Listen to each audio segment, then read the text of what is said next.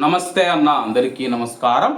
Kuwait పైన Iran భారీ దాడులు చేసిన విషయం అందరికీ తెలిసిందే. అంతే విధంగా కువైట్ ఎయిర్ డిఫెన్స్ సిస్టమ్ మిసైళ్లను కానీ డ్రోన్లను కానీ అడ్డుకోవడం జరిగింది. కాబట్టి కువైట్లో ఉన్న కువైటీ పౌరులు కానీ ప్రవాసులు కానీ ఎవరూ భయపడవలసిన అవసరం లేదని చెప్పేసి అధికారులు తెలిపారు. తాజాగా ఇరాన్ ఒక సంచలన ప్రకటన చేసిందన్నమాట.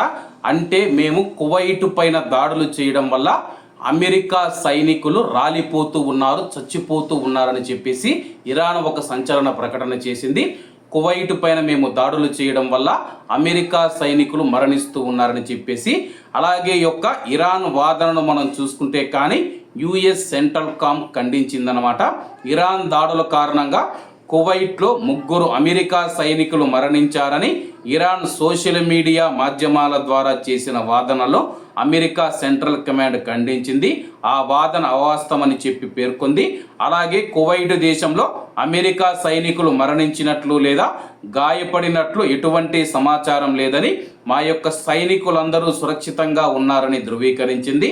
ప్రాంతీయ ఉద్రిక్తతలు మరియు తప్పుడు సమాచారం వ్యాప్తి చెందుతూ ఉన్న తరుణంలో ఖచ్చితమైన సమాచారం కోసం ధృవీకరించబడిన వనరులపైనే ఆధారపడాలని చెప్పేసి యుఎస్ సెంట్రల్ కమాండ్ కువైట్లోని ప్రజలకు సూచించింది. ప్రస్తుతం కువైట్లోని అమెరికా సైనికులు కానీ కువైట్ సైనికులు కానీ సురక్షితంగా ఉన్నారు. కానీ ఇరాన్ దాడులు చేయడం వల్ల ఒక ప్రవాస కార్మికుడు గాయపడ్డాడని చెప్పేసి ప్రస్తుతం అతనికి ఆసుపత్రిలో చికిత్స అందిస్తూ ఉన్నారు.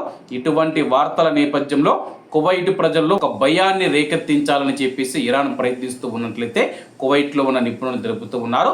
కాబట్టి కువైట్లో ఉన్న ప్రజలు ఎవరూ భయపడవలసిన అవసరం లేదు.